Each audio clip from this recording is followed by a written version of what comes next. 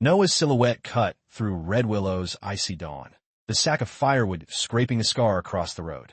No one looked, no one spoke, until Elias stepped forward, his breath a fragile bridge between them. His hand on the sack was a spark, waking a town's hidden guilt, and Daniel Whitaker's name flared in the frost like a wound reopened. This isn't about fire's rage. It's about the hands that choose to carry its light. The town of Red Willow woke slowly beneath a skin of pale winter fog. Frost clung to the dirt road like a memory it didn't want to release. In that half-light, a small figure emerged from the tree line, the weight of a burlap sack dragging behind him. The rope cut into Noah Whitaker's palm, the fibers stiff with cold and years of use. Every few steps, his right shoe slid in the hardened mud, leaving faint, crack marks that looked more like fractures than footprints. The sack scraped against the ground with a dry, hollow sound, as if the wood inside it had forgotten it once carried fire. The boy's breath came out in small, uneven clouds. He was 12, though the curve of his shoulders suggested someone older, someone who had carried too much for too long. Red Willow was not a loud town. Its silence wasn't gentle either. It was the kind that left rooms colder after you walked through them. Windows along the main road were fogged from kitchen stoves. But no curtains stirred. No one waved. They had all learned how to look away without moving their eyes. Noah didn't look up. He rarely did. The rope tightened in his hand when the sack snagged on a rock, jerking him back a half step. He didn't swear or sigh. He just pulled harder until it moved again. That was how most things went in his life. Nothing gave way unless you tore a piece of yourself to drag it forward. Past the square, the trees thinned and the edge of the forest showed itself. And step out into the cold. Today was no different, except that his hand trembled when he tied the knot at the top of the bag. Not from the chill. From something deeper that had no name. Only a pressure in his chest that came and went like weather. Halfway down the hill, the wind shifted, carrying the metallic bite of distant snow. His fingers raw from the rope. He thought of her small hand on his wrist last night, her voice a whisper, "Come back fast." She always said it like she was asking for a promise he wasn't sure he could keep. Noah adjusted his grip, leaning his weight against the rope as the sack slid over a rut in the frozen dirt.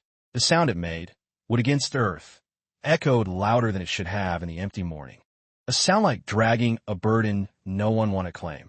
As he neared the first houses, a curtain shifted. A figure moved behind the glass, then stilled. He didn't glance over. He knew the routine. People saw him the way the town saw that old fire.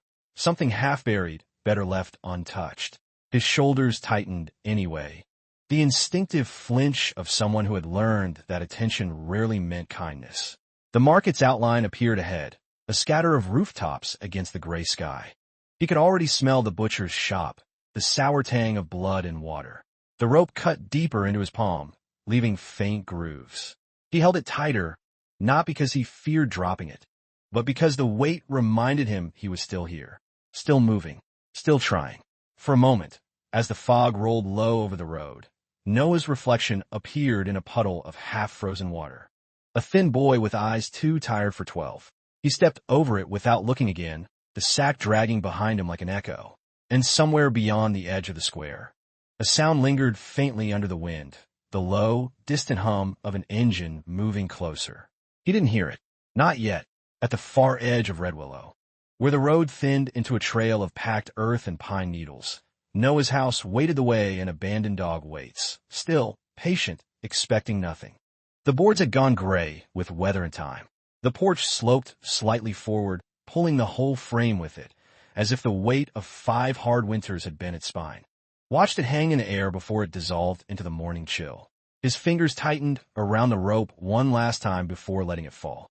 For a moment, he just stood there, listening. The wind moved through the trees, soft enough to sound like a voice you couldn't quite hear. Inside, the air held that faint, stale cold of a place that had learned to survive without heat. The single-room cabin opened directly into a small kitchen, the wood stove in the corner long cooled to a silent hulk of iron. Against the far wall, a narrow bed sat close to a stone hearth that carried more soot than flame. On the bed lay Lena, 7 years old, her thin frame curled under a threadbare blanket.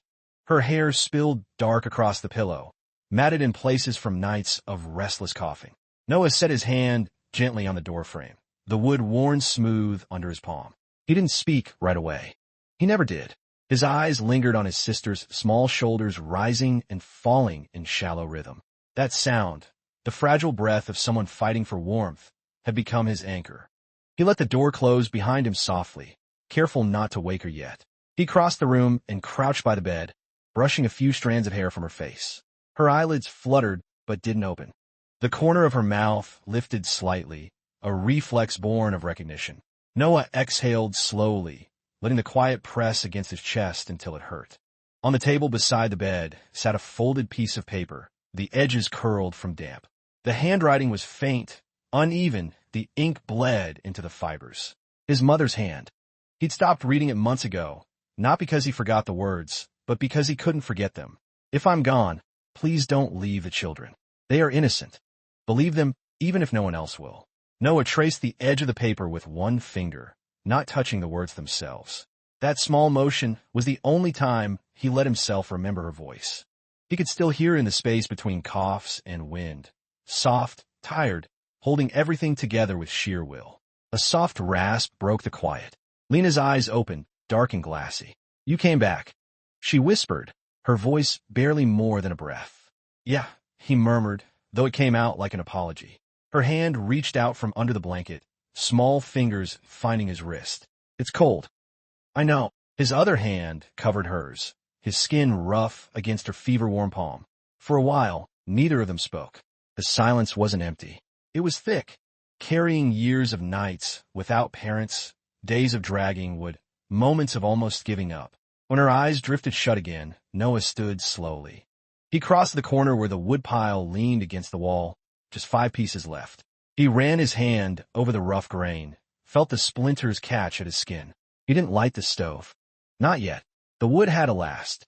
By the window, the glass was cracked, a piece of cardboard wedged into the gap to keep out the worst of the wind.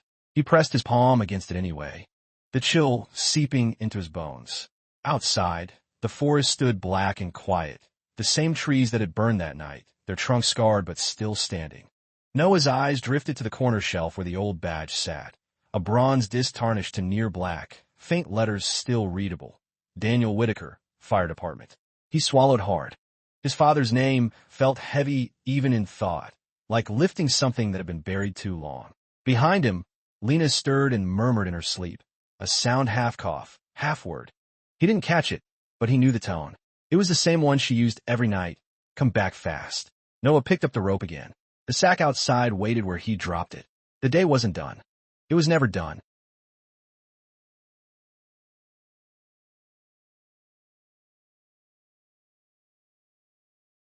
He stepped out into the gray light once more, pulling the weight behind him. The door creaked closed, leaving the faint sound of his sister's breathing inside. The rope bit into his palm again, carving fresh grooves over old ones. Down the hill, the fog had started to thin. Somewhere beyond it, a sound rumbled low and steady, the hum of an engine he couldn't see yet. By the time Noah reached the lower slope, the fog had thinned into threads, curling between the crooked rooftops of Red Willow's Market Square.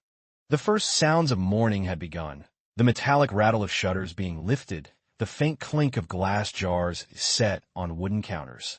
Somewhere a door slammed against the frame, sharp and impatient, breaking the brittle quiet. Noah adjusted his grip on the rope, his fingers stiff with cold, and pulled the sack across the uneven ground. The weight dragged at his shoulders like a hand pressing him into the earth. His breath came slower now, each exhale a visible cloud that vanished before it rose. The butcher's shop stood at the center of the square, the sign above it swinging slightly in the breeze, its paint flaking to reveal older layers beneath. The smell reached him before the door did. Raw meat, salt, and a sour trace of yesterday's wash water. He kept his eyes down as he passed the first few stalls, carrying the metallic tang of ice and something faintly bitter from the butcher's drain. His foot caught on a rut in the frozen dirt, and the sack jerked sideways, the rough scrape of wood against earth louder than the murmurs around him.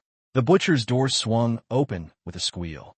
Martha Kane stepped out, her apron already stained, her face lined in a way that made every glance feel like judgment. Her eyes landed on the sack, on the boy behind it. You dragging that damn thing through here again?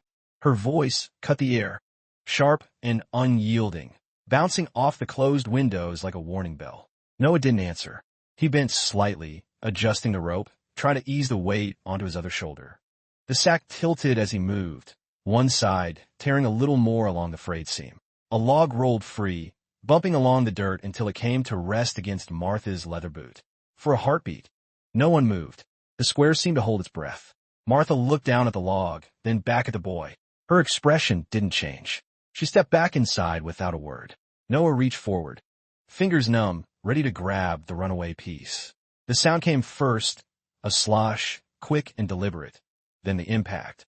Cold water hit his face and chest in a single, filthy wave.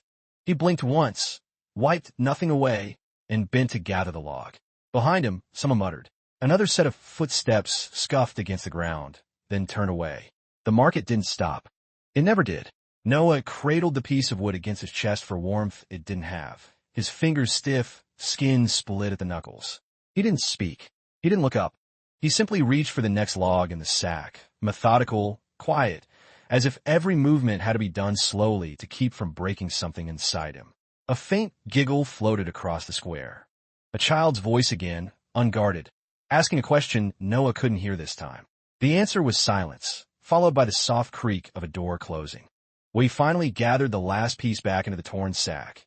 Noah tied the seam with a strip of cloth ripped from his own sleeve. The rope slid over his palm, wet now, and left a faint red mark where skin had cracked under the pressure. He stood there for a moment, the cold soaking into him, the square moving around him like he wasn't there at all. Then, without a word, he bent his shoulders forward and pulled the sack back into motion. The sound of it dragging over the dirt was louder than before, as though the wood itself carried the echo of everything the town didn't say. Above the square, the clouds hung heavy, thick enough to mute the sun. The day hadn't even begun, and already it felt long.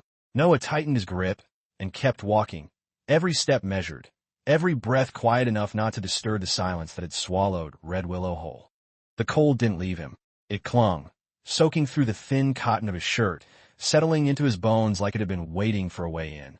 Noah shifted his shoulders under the weight of the sack, the rope biting deeper into his palm, now slick with a mix of water and blood. He tried not to shiver. Shivering wasted strength, and he needed every ounce of it to make it through the square without dropping to his knees. The ground sloped slightly upward ahead. A thin trail of muddy ice cut down the center where wagon wheels had passed in the thaw and freeze of winter. His shoes slid on the incline, the worn soles offering nothing against the frozen ruts. He planted one foot carefully, then the other, leaning his entire weight into the rope as the sack scraped behind him. A voice rose behind him, not sharp like Martha's, but low and muttered. Shouldn't even be out here. Another voice answered with a sigh. Leave it. Not our business. Noah's shoulders tightened instinctively. He didn't turn. He kept his eyes on the ground in front of him, on the faint crack running through the ice. If he looked up, if he met their eyes, he knew what he'd see. Not anger. Not pity. Just the emptiness of people who had decided something didn't matter.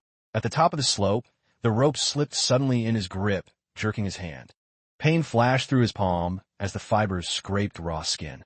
He sucked in a breath through his teeth, not loud enough to be heard.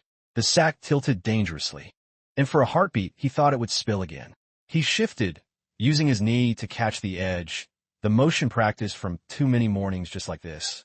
One piece of wood had worked itself loose near the torn seam. He reached down to push it back, and the movement sent another drop of cold water sliding down his neck, tracing his spine like a finger.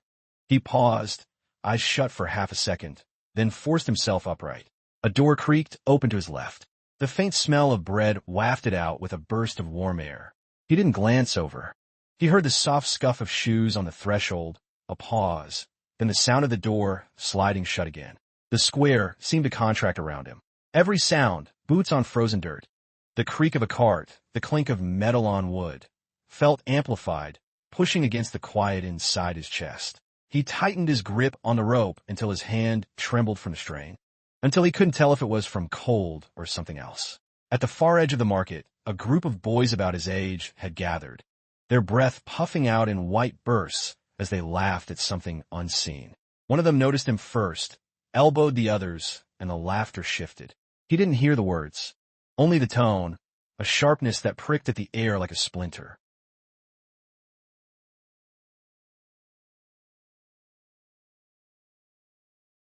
not from the slope or the sack, but from the weight pressing down from all directions. The market wasn't loud, but it was full of soundless things, judgment, memory. The echo of a night when fire turned his family name into something people whispered. Halfway through the square, the rope slipped again. His hand opened before he could stop it. The sack dropped the last few inches to the ground with a dull thud that sounded far too much like defeat. For a moment, he didn't move. His shoulders curved inward, his breath caught in his throat. The sound of it dragging across the ground louder than his own footsteps. He told himself not to think about the warmth of the bread behind the closed door, or the sound of the boys' laughter fading into the wind. He told himself to keep moving, always moving, because if he stopped, even for a second, the weight might never lift again. And above the quiet hum of the square, faint but growing, there it was once more, the low rumble of an engine rolling closer through the fog. The sound of the engine was still distant, muffled beneath the wind when the rope gave way. It wasn't dramatic. There was no snap, no violent jerk, just a soft, tired tear like something that held on too long finally letting go. The sack lurched forward and tipped, spilling its weight onto the frozen dirt. The first log bounced once, then twice, before rolling lazily down the slope, scattering like the pieces of a life he had tried too hard to keep together. Noah dropped to his knees before the sack had even settled, fingers scrambling for the runaway pieces. The cold bit at his skin, his palms sliding over mud and ice, catching on splinters. He gathered one log against his chest, then another, his breath hitching with each movement, though no sound left his throat. The market slowed, but didn't stop. A woman stepped around him carefully, lifting her skirt to avoid the mud. A man adjusted the strap of his satchel and kept walking, the air filled with the faint scrape of boots, avoiding the small shape in the dirt. One piece of wood rolled farther than the others, bumping against the black leather of Martha Kane's boots. She stared down at it for a moment, her face unreadable. Then, without a word, she stepped back into the butcher's shop. The door swung shut with a dull click. Noah reached for the last piece near him, and the movement drove a sharp edge of wood across the side of his hand. The skin split easily, the blood bright against the gray-brown of winter. He didn't flinch. He only held it tighter, pressing the wounded hand against the log as if warmth could come from holding on hard enough. The gray sky above him bending as if the ground had shifted. He crouched back down, resting one knee in the slush. His hands worked automatically, sliding broken pieces of rope through torn seams, tying them into a knot that would hold just long enough. It always did. By the time the last log was back inside the sack, his breath came fast and shallow. He pushed up to his feet slowly, dragging the weight upright. The sack felt heavier now, though nothing had changed but him. He took one step, then another, and halfway to the next stall his knees gave. There was no sound when he hit the ground, just the soft thud of a body too light for its own burden. His cheek met the cold dirt, the smell of mud and old ash filling his nose. His fingers didn't let go of the rope. Even in collapse, he held on. The square went silent in a way it hadn't been all morning. No one rushed forward. A door closed somewhere far away. The wind shifted. Noah's eyes opened just enough to catch a blur of boots passing. Someone stepped over him like he was nothing more than a puddle left by last night's melt. His lips parted, but no sound came out. Only a thin cloud of breath escaped, fading quickly into the gray. The logs lay scattered again, a broken halo around him. He turned his head slightly, cheek dragging against the frozen ground, until his eyes landed on the nearest piece. The grain of the wood held the faint outline of something that looked like a bird's wing. He stared at it. He lay there in the center of it all, still clutching the rope, a boy-shaped silence on a road no one wanted to claim. And through that heavy quiet, closer now, the engine's hum rolled over the square, a sound that didn't belong to Red Willow's silence. It was steady, deliberate, carrying with it the weight of someone who had learned to stop turning away. The hum broke into the square like a low growl under the wind. It wasn't loud, but in Red Willow's hollow morning, it sounded like the earth itself shifting. Tires bit into frozen dirt, scattering bits of ice as the vehicle slowed. People turned, not in alarm, but in that quiet, careful way small towns do when something unfamiliar arrives. The truck came into view through the thinning fog, a military issue left over from a war most of them had already folded into memory. The paint was dulled to a muted green, dusted in frost. the kind of machine that had seen more roads than homes. It rolled to a stop at the edge of the square, the engine rumbling low for a moment before cutting into silence. The door opened with a metallic groan. A man stepped down, his boots hitting the dirt with a weight that made a few heads turn and then look away. His coat was thick, the collar pulled high against the cold, but the way he moved said soldier before anything else did. Broad shoulders, straight spine, a gait that had learned to measure every step. Elias Monroe scanned the square once, his eyes cutting through the slow drift of fog and settling on the small, crumpled shape near the center. The boy hadn't moved. Logs lay scattered like discarded bones. A rope-trailed limp from one small hand still curled tight. He didn't ask what happened. He didn't look at the people watching from doorways and windows. He let out a slow breath he hadn't realized he was holding. "Easy," he murmured, not sure if the boy could hear. His voice was low, steady, carrying the weight of someone used to giving orders that mattered. He slid one arm under Noah's back, the other beneath his knees, and lifted. The boy weighed less than the sack he'd been dragging. When Elias stood, the square felt tighter somehow, the quiet thicker. Eyes peeked from behind curtains, over shoulders, then darted away. No one spoke. No one stepped forward. He looked up, wrapping him closer against his chest, as if the cold might try to steal what little warmth remained. His eyes found the butcher's door still shut tight. The bakery window where a shadow had been a moment ago now empty. "If this is how you treat a child," he said, quieter this time, "then this isn't a town. It's just a place people hide." Noah stirred faintly in his arms, a soft, broken sound leaving his lips. Elias looked down, catching a glimpse of a face too young to be this tired. Something twisted in his chest, not pity.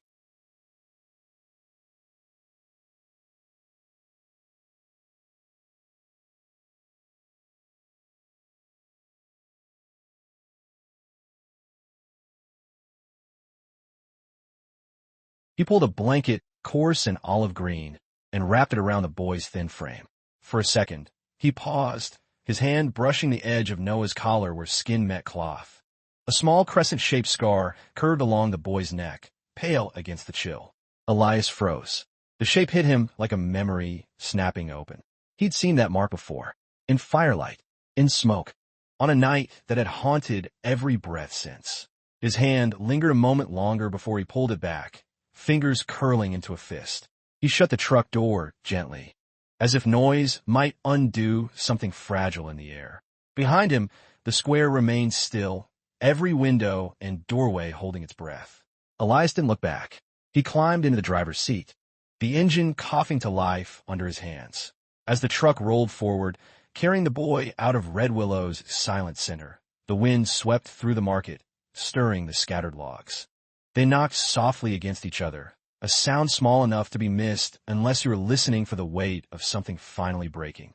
The truck moved slow over the rutted road, the other resting lightly on the edge of the seat, close enough to reach back if the boy stirred. Noah lay in the back, wrapped in the coarse olive blanket, lips pressed tight in the kind of sleep that wasn't rest but surrender. The town slipped away behind them with every turn. Elias didn't look back. He didn't need to. He could feel the weight of it in his shoulders, in the way the silence seemed to follow the truck like a shadow. The forest closed in on both sides as the road narrowed. Tall pines leaned toward the dirt track, their trunks marked with old fire scars. The scent of char and earth hit him in waves, faint but undeniable. It smelled like memory. Elias shifted in his seat, the leather creaking under his coat. His fingers tapped once against the steering wheel, a restless habit he hadn't kicked since the war. He glanced at the mirror again, at the boy's stillness, and that scar on his neck flickered in his mind like a flare in the dark. He knew that mark, not the shape, not the curve of it. He knew the moment it had been made. The night the warehouse burned. The night a man named Daniel Whitaker had run into a wall of fire with a child in his arms. Elias swallowed hard, the memory scraping against his throat. The radio had been crackling that night. Voices shouting over each other, the sound of things collapsing in the background. Whitaker's inside. He's carrying a kid, still alive. Then the explosion. Then nothing. His grip tightened on the wheel until the leather groaned. He forced himself to ease it, one breath at a time.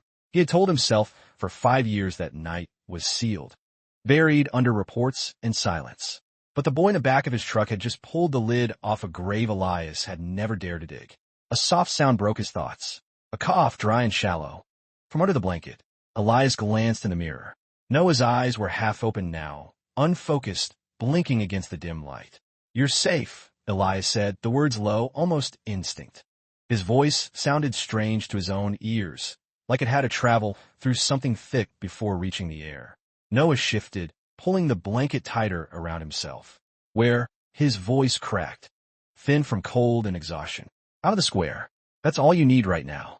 Elias's eyes stayed on the road, the trees flashing by in narrow strips of black and white. For a few seconds, there was only the sound of the engine and the uneven breath of a boy who had carried too much for too long. Then Noah's voice again, softer this time.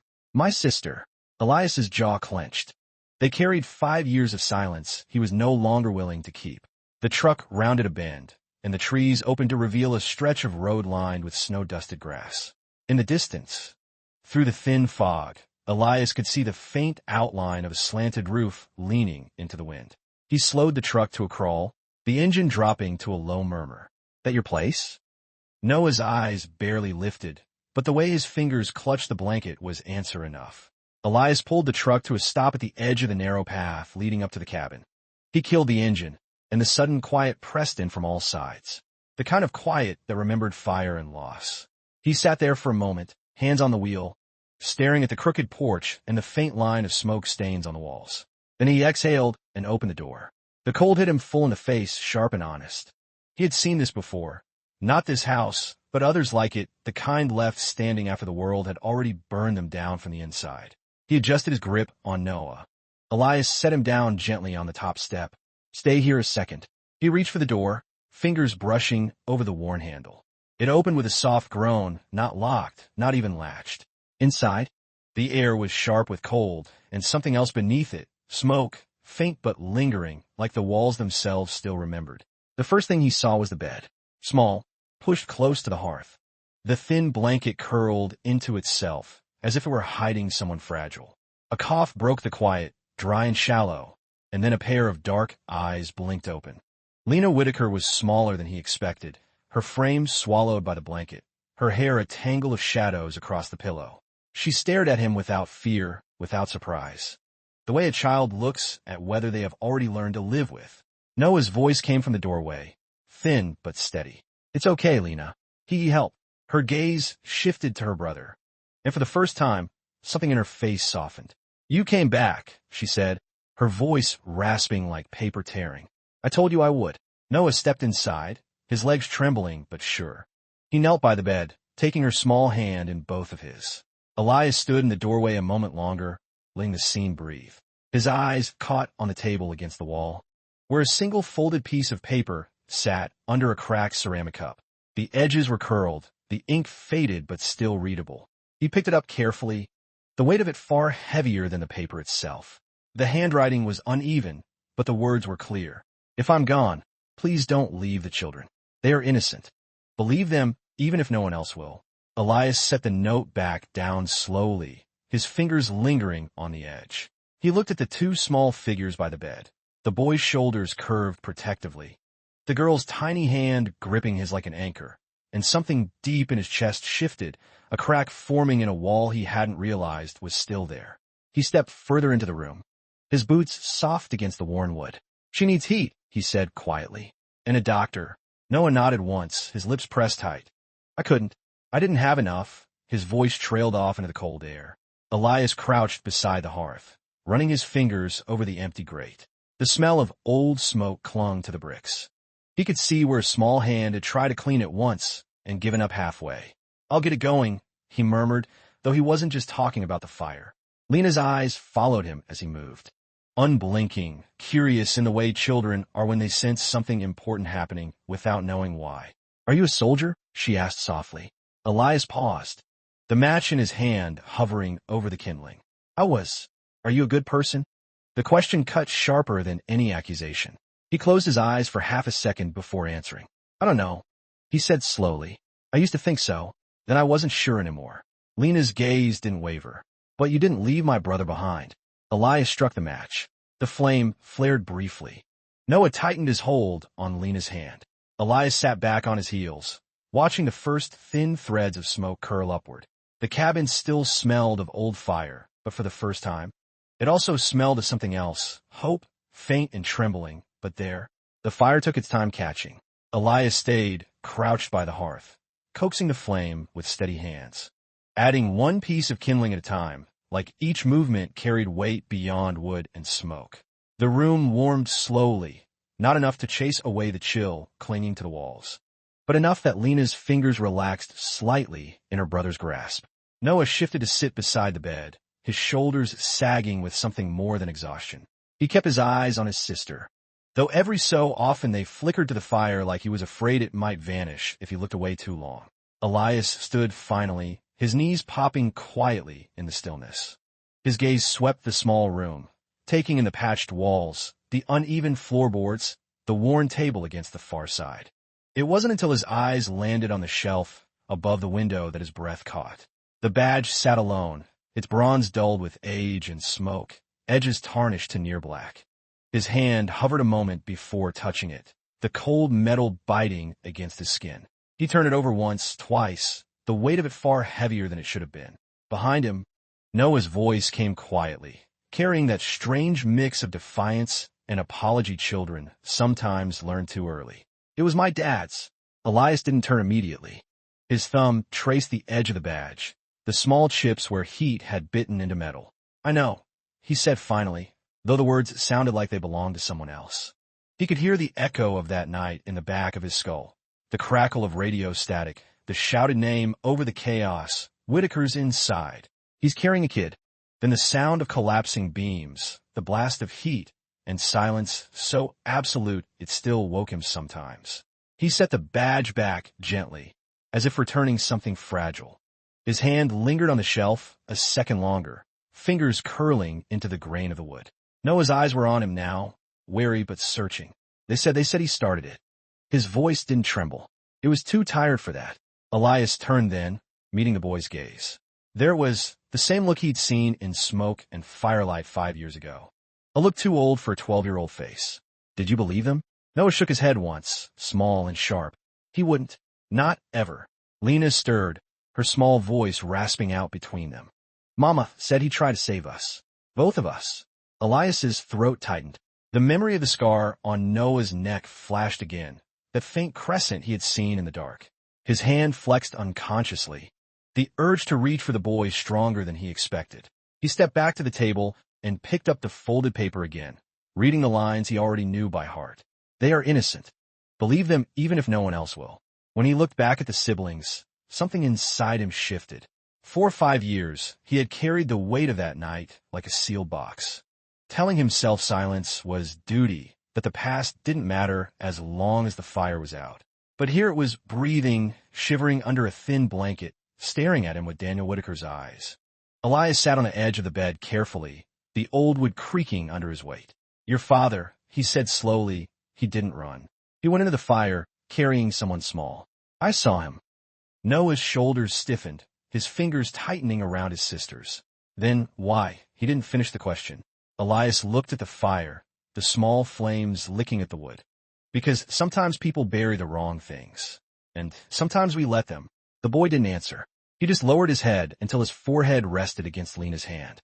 She squeezed his fingers weakly, her lips moving in a whisper Elias couldn't hear. He leaned back slightly, letting the silence settle again. The fire cracked once, sending a soft plume of sparks up the chimney. The badge on the shelf caught the light briefly, a dull glint like an eye opening after a long sleep. Elias reached for another log, feeding it to the growing flame. His hands moved automatically, but his mind was somewhere else. 5 years ago, smoke thick in his lungs, the sound of a man's voice yelling through fire. And a choice he hadn't made then. This time, he thought, watching the 2 small figures huddled on the bed, there would be no turning away. The fire had begun to settle into a steady rhythm, each crackle a soft heartbeat against the quiet. Heat crawled outward slowly, nudging back the cold that had claimed the cabin for so long. Lena shifted under her blanket, her cheeks faintly flushed now, though her breathing was still shallow. Elias sat at the table with the folded note between his hands, the paper gone soft at the creases. The words blurred slightly at the edges, not from wear but from memory pressing too close.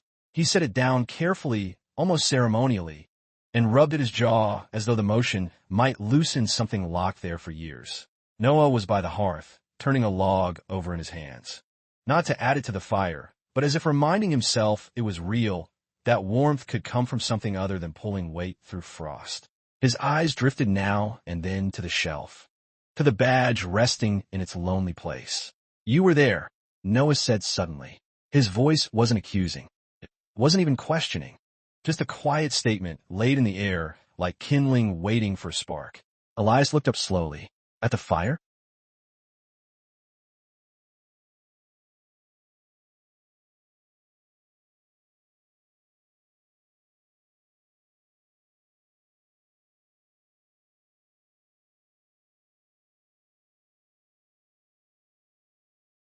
Noah's small nod was all the answer needed. Elias leaned back in the chair, the old wood groaning. "Yeah, I was there." The admission felt heavier than the words themselves. Elias's hand moved almost unconsciously to his coat pocket. He withdrew a small, battered lighter, the once shiny surface worn to dull metal. He turned it over in his palm, the motion slow, deliberate. "Your dad, when they called his name over the radio, I was close enough to hear him. I saw him go in." His voice tightened around the memory. He wasn't running away from anything. He was running into it, carrying someone. Noah's fingers clenched around the log until his knuckles went white. "They said," he stopped, the words catching like splinters. "They said he made it worse. They were wrong." Elias didn't raise his voice. He didn't need to. The steadiness in the words cut deeper than anger ever could. Lena opened her eyes slowly, her voice a thin thread. "Mama said he tried to get us out. I remember his arms. I remember the heat." Elias swallowed hard. The image flared in his mind. A man silhouetted in firelight. A small shape clutched to his chest, the sound of a beam giving way above them. He'd buried that sight under reports, under silence, under duty, but had never gone away. He set the lighter on the table and pushed it slightly toward Noah. He didn't start it. He didn't run. Whatever they told you, it wasn't the truth. Noah's eyes met his, and for the first time, there was something in them beyond exhaustion. A spark, fragile, almost fearful, but there. "Why didn't you say anything?" The boy's voice was soft, but the question landed like a stone. Elias let the quiet stretch before answering. "Because I thought silence kept the pain from spreading. I thought I was protecting someone. Maybe myself." His hand curled slightly on the table. "I was wrong." Lena shifted, her small hand reaching out blindly until it found Noah's sleeve. He covered it with his own quickly, steadying her touch. Elias stood and crossed to the shelf. His fingers brushed the badge again, lifting it into the firelight. "He went into that building for love. That's the only thing I know for certain, and it's the only thing that matters now." He placed the badge gently into Noah's hands. The boy held it like something living, his shoulders curling protectively around it. The fire cracked louder, a brief flare sending shadows dancing across the walls. For a moment, the cabin seemed to breathe. The old smoke scent lingered, but now it mingled with something warmer, something almost clean. Elias sat back down slowly, his eyes on the two children. He felt the weight of years pressing on him, and beneath it, the first small shift of something loosening. Smoke from the hearth curled upward in thin threads, carrying with it the faintest hint of release. Outside, the wind shifted through the pines, their long needles brushing against each other with a hollow whisper. The cabin seemed to lean into that sound, as if the old would recognize it. Elias sat at the table with his elbows on his knees, staring at the floorboards. The fire popped once, sending a soft crack through the quiet, but it did little to push away the heaviness settling over the room. Noah hadn't moved since Elias placed the badge in his hands. He sat cross-legged on the floor now, the metal clutched to his chest, his head bowed in a way that looked less like prayer and more like survival. Lena dozed fitfully on the bed, her small hands still tangled in her brother's sleeve. The faint rise and fall of her breath, the only proof she was still tethered here. Elias rubbed his hands together, though not for warmth.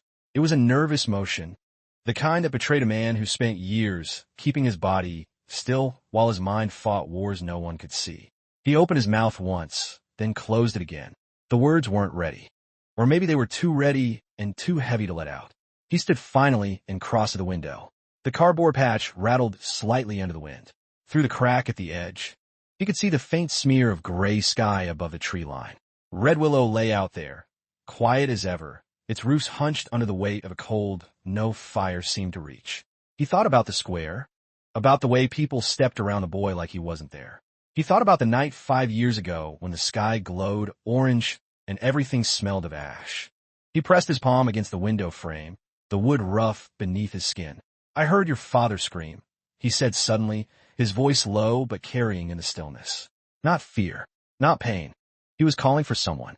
Noah lifted his head slowly, his fingers tightening around the badge. "For us," he said, his voice quiet but certain. Elias turned back to him, and for a moment, his chest ached with the sharpness of truth spoken without hesitation. He sat down again, leaning forward with his forearms on his knees. "I should have said something then. I should have fought harder, but I didn't. I let them write their reports. I let the silence settle." He exhaled, a sound heavy enough to bend the air. "And every day since, I've wondered if the fire ever really went out." Noah looked down at the badge, his thumb brushing over the faint engraving of his father's name. "They made us ghosts," he said softly, not as an accusation, but as if naming a fact that had hung in the air too long. Elias closed his eyes for a beat. "I know." His hands tightened into fists on his knees. "But ghosts don't stay quiet forever." The fire crackled again, the warmth creeping further across the room. Elias glanced at Lena, her fragile frame curled beneath the blanket, and something inside him shifted. It wasn't redemption. It wasn't even forgiveness. It was a crack in the wall he'd built around a memory. The first breath of air in a place that had been sealed too long. "I can't give you back what you lost," he said, his voice rough. "But I can stop pretending it didn't happen. I can stop letting them bury the truth." Noah's gaze met his, steady now despite the exhaustion pulling at his small frame. "Then start," the boy whispered. Elias nodded once. A small movement that carried the weight of a promise. He reached for the folded note again, the paper soft under his fingers. The words stared back at him, written by a hand that had been gone too long, but somehow still guided the room. "Believe them even if no one else will." He slipped the note carefully into his coat pocket and stood. "Tomorrow," he said quietly, almost himself. "Tomorrow we start digging." The fire hissed as a log shifted, sending a small shower of sparks upward. The cabin held the sound like a secret, the walls absorbing it into their old, scarred wood. Noah leaned back against the bed frame, the badge still pressed to his chest. His eyes fluttered once, exhaustion pulling him under. Before they closed completely, he murmured he didn't run. Elias's throat tightened. He looked at the small boy curled on the floor, the little girl breathing softly on the bed. And for the first time in 5 years, he let the weight of silence break inside him. It didn't make a sound when it cracked. It never does. But in the soft glow of the firelight, with the smell of old smoke mingling with new warmth, something long buried began to rise. Night pressed against the cabin like a second set of walls. The fire had burned down to a bed of embers, their faint orange glow painting the room in soft, uneven light. Elias sat on the floor this time, his back against the opposite wall, knees bent and arms resting loosely on them. His eyes weren't closed, but they weren't entirely open either. He was somewhere between the crackle of the fire and the roar of memory. Noah lay curled near the hearth, Lena's small hand still in his. The badge rested between them, its dull bronze catching every flicker of light like a heartbeat. Elias watched the faint rise and fall of their shoulders and thought about how many nights had passed like this in silence. How many more would, if someone didn't tear the quiet open? His gaze drifted to the ceiling. The wood beams darkened in places where smoke had kissed them years ago. He could almost hear it, the groan of timber, the frantic voices over the radio, the sudden, gutting blast that had cut them all off. He had told himself for years that he'd done all he could that night, that there was nothing left to say. But the smell of char never really left his coat. No matter how many times he washed it, he reached into his jacket, pulling out a small, worn photograph folded into quarters. He didn't look at it right away. His thumb traced the crease where the paper had split slightly at the edges. Then, slowly he opened it. A grainy image stared back, two faces half caught in motion. A man with a soot-streaked jawline. In this small room with its thin walls and its fragile warmth, he couldn't look away. A soft cough broke the silence. Elias turned his head to see Lena stirring, her eyes half open, glinting in the firelight. She blinked at him slowly. "You knew him," she rasped, her voice raw but certain. Elias set the photo down gently on the floor between them. "Yet," he said. His voice sounded old in his own ears. "I knew him." She shifted slightly, the blanket rustling. Was he scared? Elias stared at the photo, at the man's blurred outline running into fire instead of away from it. He shook his head once, slow. No, not for himself. Her small hand moved, brushing the edge of the photo. Her fingers lingered there, delicate against the paper. Mama said, he told her we'd be okay. Even if, she trailed off, her eyes drifting shut again. Even if, Elias finished softly. The wind outside picked up, sliding between the trees and around the cabin like a long breath. Elias leaned his head back against the wall, closing his eyes for the first time in hours. The fire crackled faintly, carrying with it the scent of smoke and pine. He could feel the weight of what came next settling on his shoulders. The town, the reports.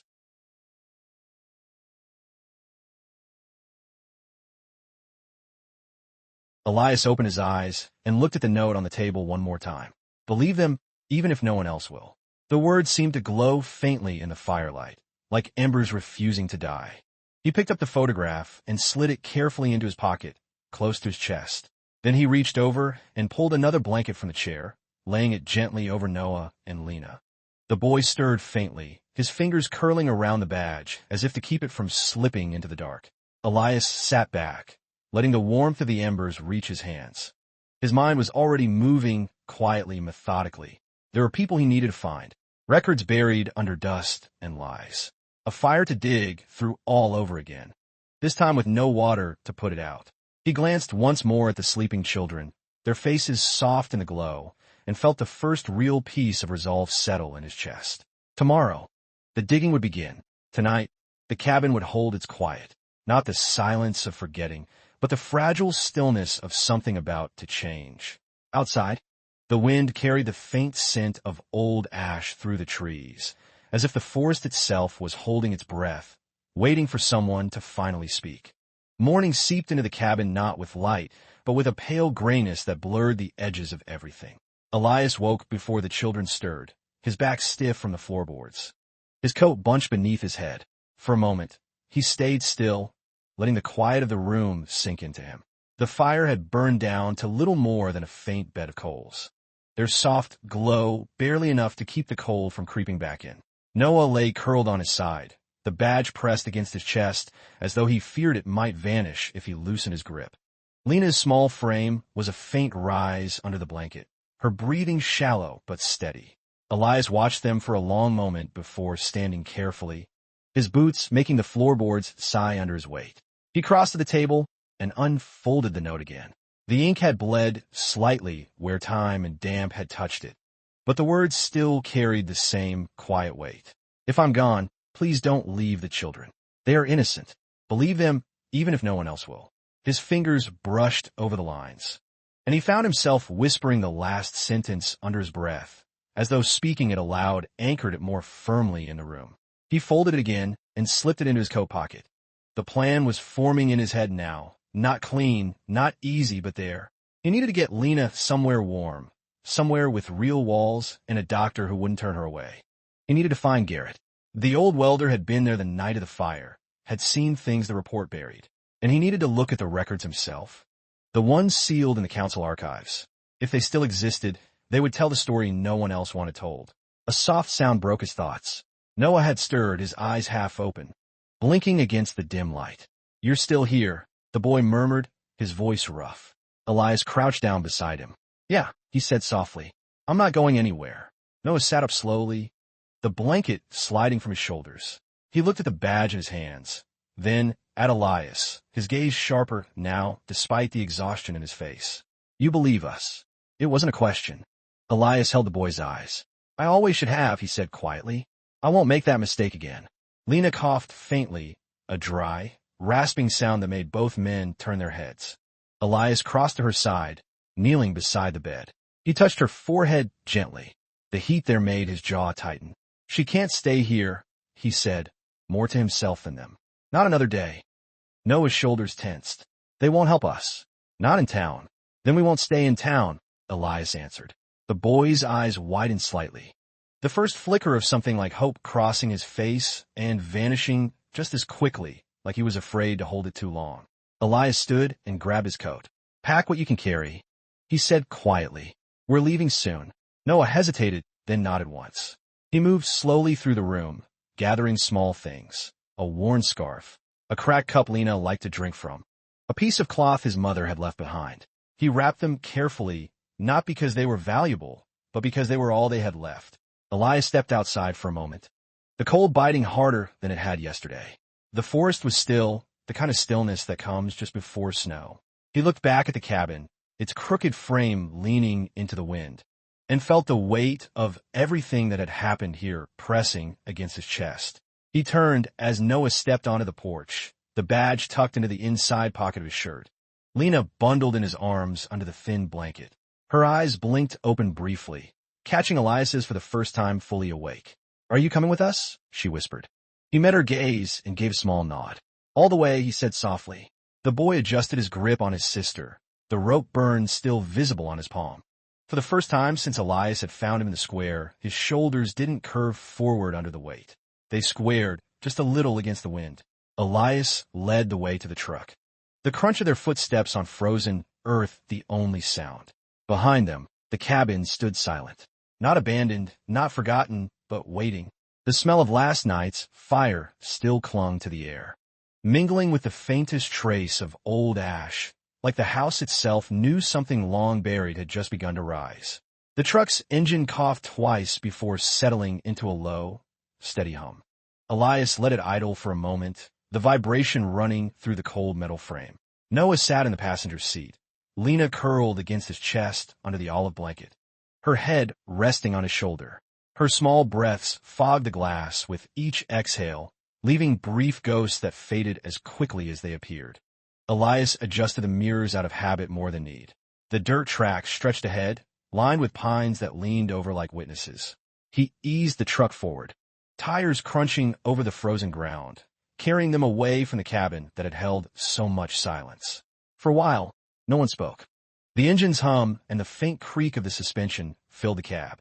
Elias kept his eyes on the road, but his thoughts moved elsewhere, back to the square, back to the smell of smoke 5 years ago, back to the moment he saw Daniel Whitaker run into the fire instead of away from it. The scar on Noah's neck had been a spark in dry tinder, igniting everything he'd buried. Noah shifted slightly, careful not to wake his sister. His voice came low, almost cautious. "Where are we going?" Elias's hands tightened on the wheel. "Out of town first. There's a clinic across the county line. They'll treat her."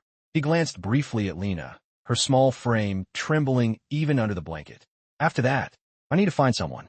An old friend who knows what really happened the night of the fire."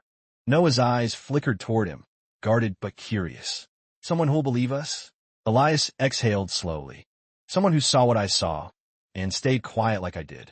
The confession left a taste in his mouth, bitter and metallic. The boy looked back down at his sister, his fingers brushing over the edge of the badge under his shirt.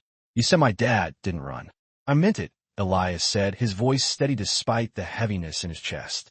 "He carried someone out of that fire. He gave everything to get them through the smoke. That's not running."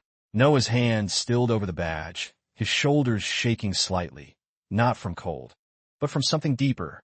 "No one ever said that before." "They should have," Elias murmured. The road bent sharply, the trees thinning to reveal the first faint outline of the highway in the distance. Elias slowed as they hit the last stretch of gravel. "When we get to the clinic, I'll stay with her," he said. "You'll both be safe there for a while." Noah's head snapped up, alarm flickering in his tired eyes. "You're not leaving us?" Elias kept his gaze on the road, his voice quiet but firm.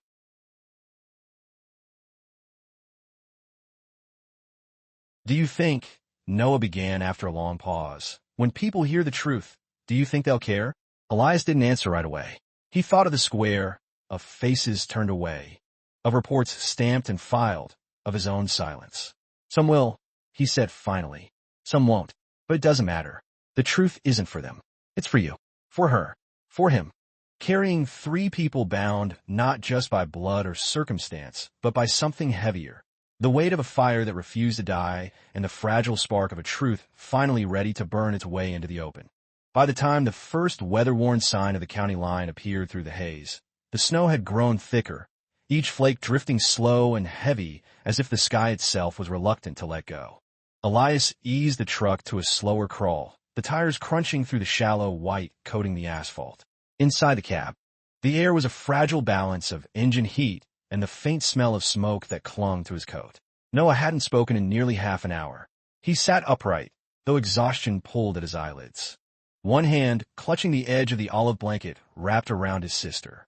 Lena's head rested against his shoulder, her lips slightly parted, her breath fogging against his collarbone and slow, cutting through the hum of the engine, but not breaking the stillness. Noah nodded a quick, sharp movement. "She's cold," he said softly. Elias reached behind the seat without looking.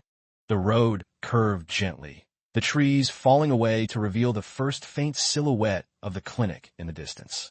It was small, tucked against the rise of a hill, its metal roof catching the pale light. Elias felt a knot in his chest loosen slightly at the sight of it, though the weight didn't lift entirely. He knew what waited beyond these walls wasn't just treatment for the girl in the back seat. It was the first step toward unearthing what had been buried. Lena stirred then, her voice a faint rasp. "Are we there?" "Almost," Elias said, soft enough that it sounded like a promise rather than a direction. The boy adjusted his grip on her, tucking the second blanket around her thin shoulders. He looked at the small clinic door, its paint peeling but steady against the snow, and then at the two children beside him. "You ready?" he asked. Noah's answer came without hesitation. "She is." Elias opened the door, the cold rushing and sharp enough to bite. He stepped out, boots crunching against the gravel, and moved quickly around to the passenger side. He reached in, but Noah had already shifted, lifting his sister carefully into his arms. Her head lolled against his shoulder, and for a moment Elias saw Daniel Whitaker in the boy's thin frame. The same protective curl, the same refusal to let go no matter the weight. Inside, the clinic smelled faintly of antiseptic and old wood.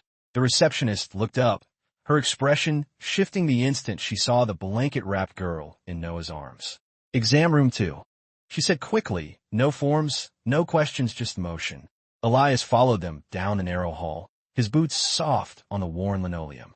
He watched as Noah laid his sister gently on the small bed, his hand never leaving hers, even when the nurse moved in with a stethoscope and quiet instructions. Lena's eyes opened briefly, catching Elias's silhouette in the doorway. "You came," she whispered. He stepped inside fully, his voice steady though his chest tightened. "Told you I would." Noah looked up from the bedside, his face pale but resolute. "You're staying?" Elias's gaze moved between the two of them, the thin girl on the bed and the boy standing guard like a soldier, twice his age. "For as long as it takes," he said. Outside, the snow kept falling, soft and unhurried, covering the old tracks on the road behind them. Inside, for the first time in years, the weight of running eased, not gone, but lighter, replaced by the fragile beginning of something neither of them dared to name yet. The first breath of a truth long overdue. The clinic hallway was quiet except for the muffled shuffle of nurses' shoes and the soft hum of the heater. Elias leaned against the wall outside the exam room, his hands buried in his coat pockets, staring at the scuffed linoleum as if it could offer answers. Through the thin door, he could hear Lena's faint cough and the low murmur of the nurse. Noah hadn't left her side once. He pulled his phone from his pocket, the screen cracked in a corner from some forgotten drop years ago. His thumb hovered over the keypad for a long moment. The name wasn't saved. Gravelly voice came through. "You wouldn't be calling me unless something broke loose." Elias closed his eyes for a beat, the sound of Garrett's voice pulling him back 5 years in an instant. "It's about Glenmore," he said quietly. A pause, then a soft, humorless laugh. "I knew it would be. The fire never really went out, did it?" Elias turned slightly, glancing through the narrow window in the door. Noah sat beside the bed, his hand resting over Lena's. The badge glinted faintly from his shirt pocket in the sterile light. "I found him," Elias said. Silence stretched on a line, thick and heavy. "The boy." Garrett's voice dropped, rougher now, dragging a sack of firewood through Red Willows Square. A long exhale came through the phone. "You saw it, didn't you? That look." Elias's free hand curled against his thigh. Same eyes as that night. Same scar. For a moment, neither of them spoke. "It won't close again. Town won't forgive it. Won't forgive us." Elias's voice came steady, each word laid down like a plank over water. "It's not about forgiveness. It's about truth. Garrett let out a low, tired chuckle. You always were the stubborn one. A pause, then softer. Where are you? County clinic. The girl's in bad shape. I'll get her stable, then I'm coming to you. The old welder's voice dropped to a near whisper. Bring the badge. Bring the boy if he can stand it. I've got something I should have given you 5 years ago. The line clicked dead without goodbye. They said, she'll be okay if we get her medicine. Real medicine. Elias crouched slightly to meet his eyes. We will, he said, the words carrying a quiet promise. We're not leaving her behind. Noah's fingers brushed the edge of the badge in his pocket. Where do we go now? Elias stood, resting a hand lightly on the boy's shoulder. To someone who's been waiting to tell the truth. Longer than either of us have been ready to hear it. Outside, the snow had slowed to a light dusting, the kind that softened edges without hiding them. Elias glanced once more at the exam room door, then led Noah down the narrow hall. Each step felt like a hinge turning, a door opening into a past they could no longer ignore. The old highway stretched empty under a sky the color of pewter. The snow had thinned to a fine dust, coating the edges of the road and settling into the shallow grooves of old tire tracks. Elias kept the truck steady at 30, the hum of the engine low against the quiet. Beside him, Noah sat upright, though the olive blanket was still draped over his shoulders. He clutched the badge through the fabric of his shirt, as if to anchor himself against every bump in the road. They'd been driving for nearly an hour when the first outline of the welding shop appeared through the thin mist. It sat hunched at the edge of the tree line, its corrugated tin roof sagging under years of neglect. A wooden sign swung faintly on one bent chain, Garrett's Weld and Fix. The paint was faded to the point of near erasure. Elias slowed the truck, pulling onto the packed dirt lot. The engine noise died into a soft click as he shut it off, leaving the kind of silence that seemed to lean closer to listen. He turned to Noah. You ready? The boy's small nod was quick, tight. He tucked the blanket tighter around himself and followed Elias out into the brittle air. Their boots crunched softly on the frozen ground as they crossed to the workshop door. Elias knocked once. The sound echoed hollow against the metal siding. For a moment, there was nothing. Then the door creaked open just far enough to reveal a single eye under the shadow of a worn cap. You really did it, Garrett said quietly. His voice sounded like it had been dragged over gravel. Tools lay neatly on the benches, though a layer of dust softened every edge. In the corner, an old welding torch sat unused, its hoses coiled like a sleeping snake. Noah hovered near Elias's side, until he reached an old steel cabinet tucked behind a stack of bent frames. He pulled a key from his pocket, the metal shaking faintly in his hand as he turned the lock. The door opened with a low groan, releasing a faint smell of ash and old paper. He pulled out a file bound in faded cloth and laid it on the nearest workbench. His fingers lingered on the knot before untying it. Inside, yellowed pages and a single photograph slid onto the table.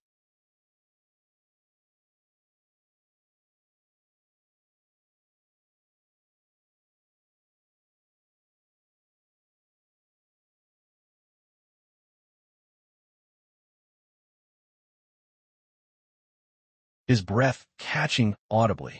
His fingers hovered over the photo but didn't touch. That's him, he whispered. Garrett's voice was rough when he spoke. The night of the fire. I heard the screams from the East Wing, not where the report said it started. I told them, and the next morning they told me to sign a different statement or lose everything. I signed. Garrett slid the file toward him. Blueprints. Original fire report before they scrubbed it. Names. Dates. Everything they didn't want seen. Noah's small hand finally touched the photo, his thumb brushing the edge carefully as if afraid it might burn him. You kept it, he said, his voice soft, almost reverent. Garrett nodded once. Some things you can't throw into the dark, no matter how much they tell you to. Elias looked at the boy, then at the man across the table. We're not staying quiet another day. The welding torch in the corner caught a stray glint of light, its steel surface gleaming faintly, like a spark waiting to be struck. Outside, the snow had stopped, leaving the air still and sharp, the world poised on the edge of something about to break open. Garrett's fingers shook slightly as he spread the contents of the file across the scarred workbench. The paper smelled of dust and faint smoke, the kind of scent that clings to things hidden too long. Elias leaned over, his shadow falling across the yellowed pages. Noah stood on tiptoe beside him, His small hand still curled protectively over the photograph of his father running through flame. The first page was a diagram of the council warehouse. Red lines marked ignition points, arrows noting the spread of heat. Elias's brow furrowed as he traced the marks with his finger. East wing, he murmured. Not the west, not the storage room. Garrett gave a short, bitter laugh. Funny thing about fire, it doesn't care where they say it started. It leaves its own map. But that map never made it past my desk. The one you saw in the report? Fabricated before the ashes even cooled. Noah's voice came soft but steady. They blamed him because he was dead. Garrett's gaze landed on the boy, his mouth tightening into something that wasn't quite a wince. They blamed him because he couldn't fight back, and because someone needed the story to end fast.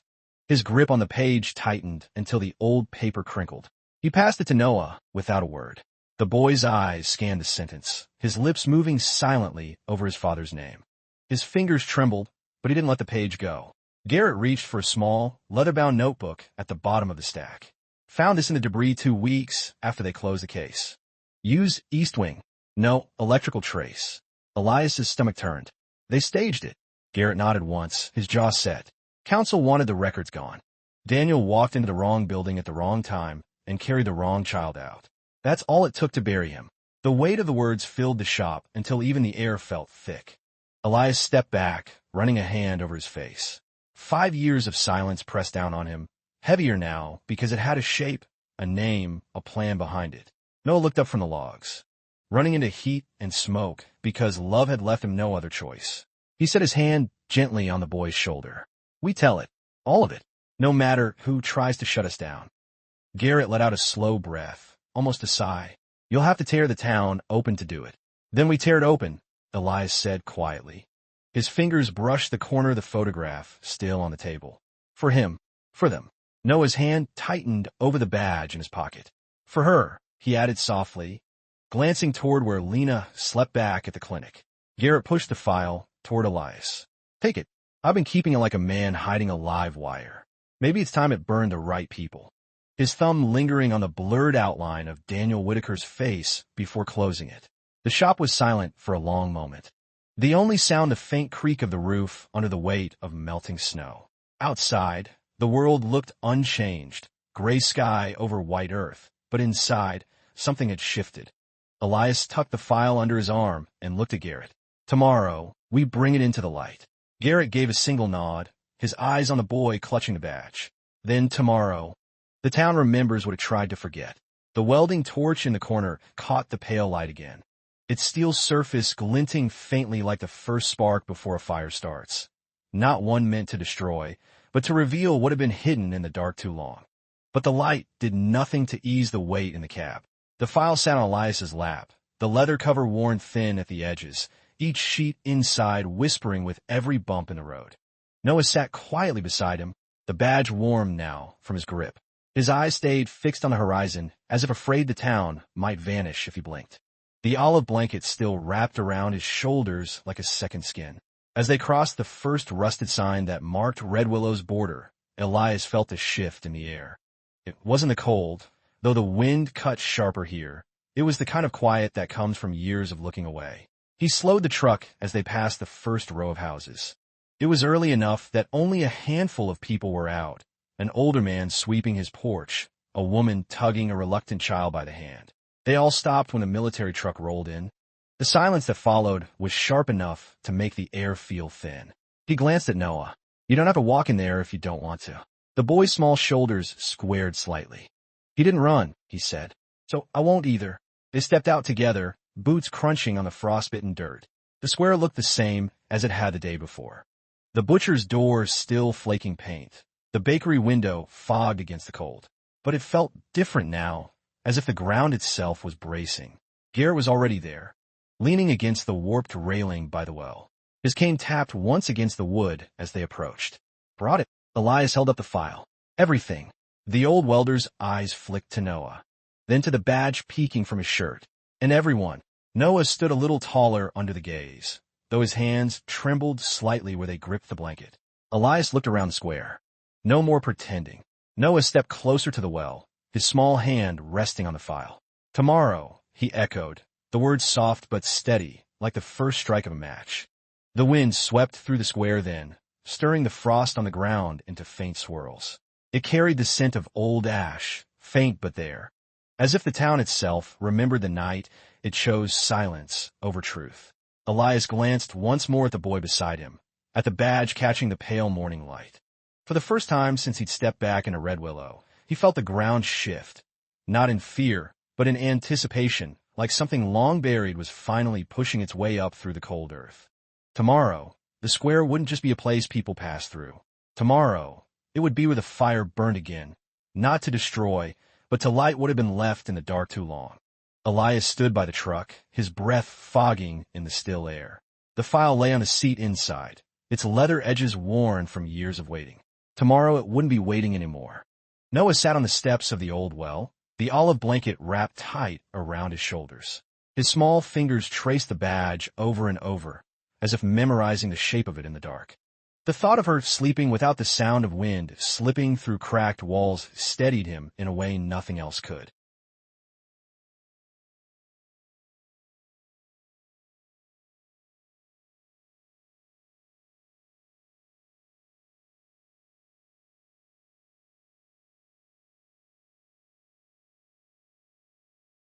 Garrett stood a few feet away, his cane planted firmly in the dirt.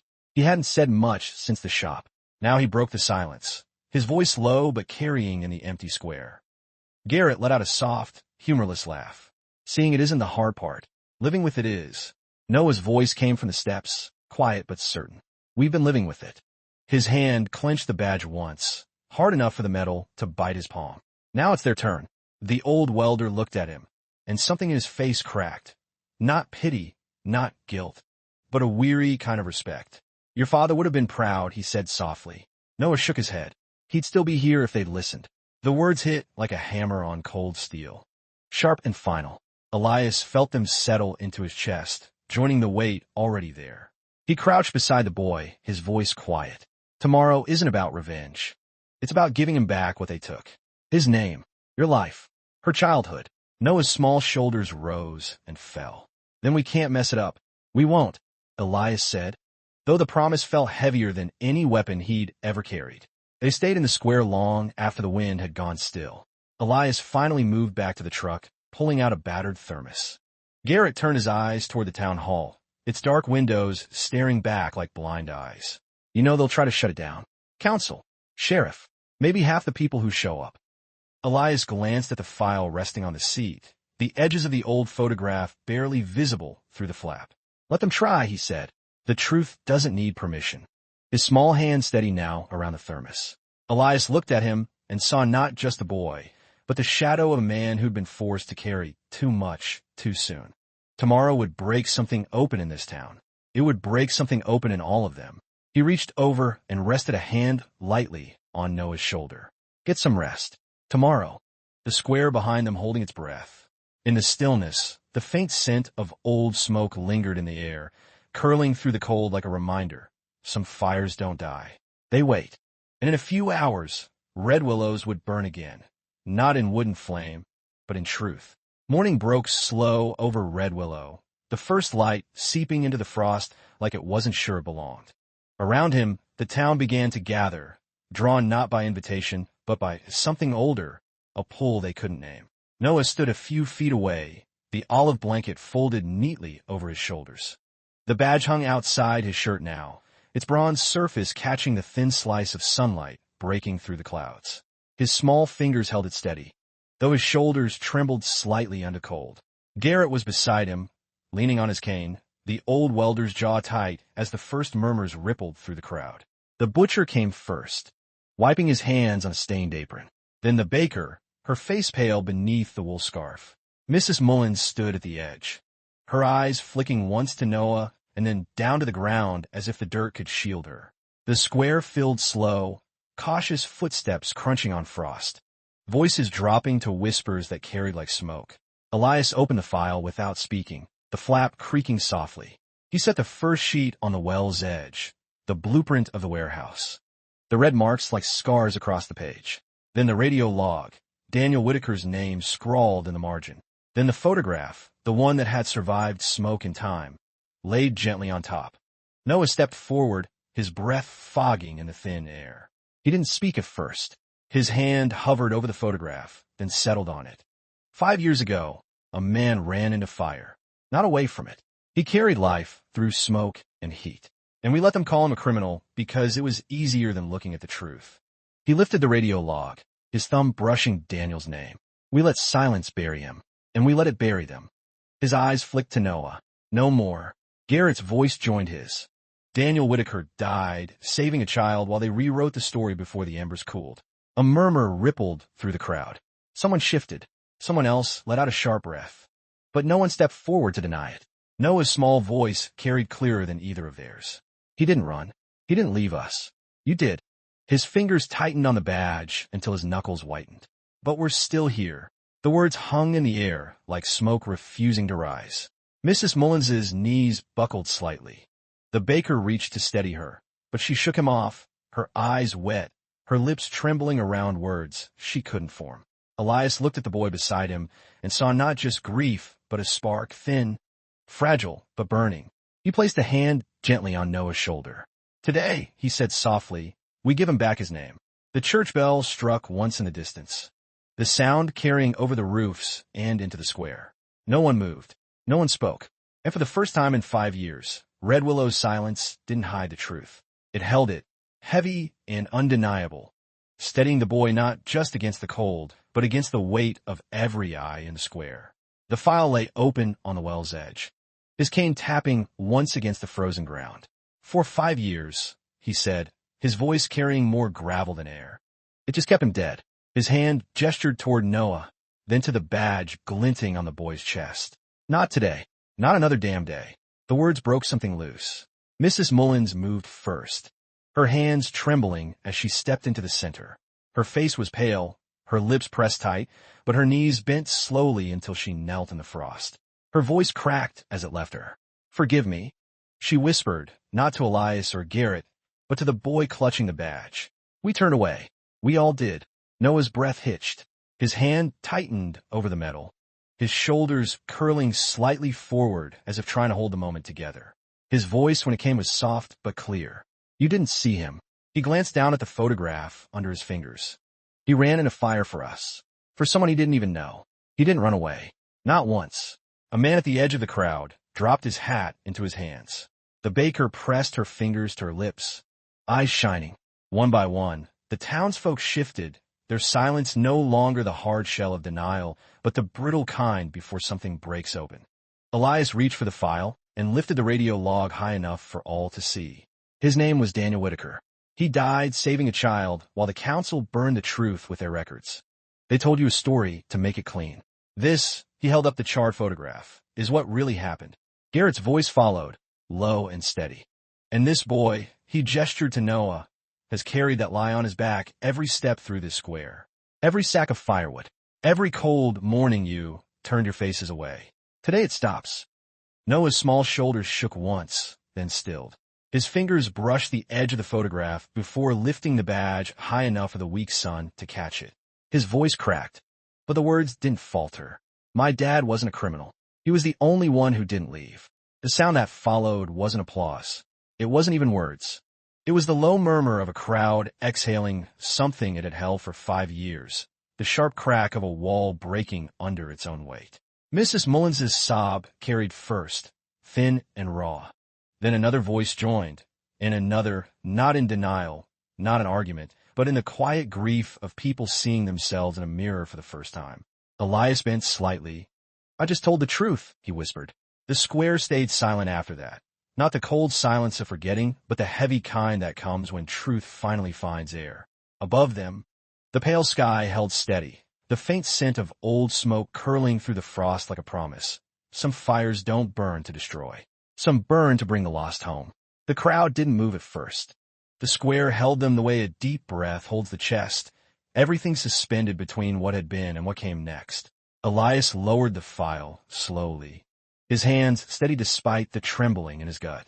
Years of silence had a weight, and now, for the first time, he felt it shifting off his shoulders, spreading into the air around them like smoke breaking apart.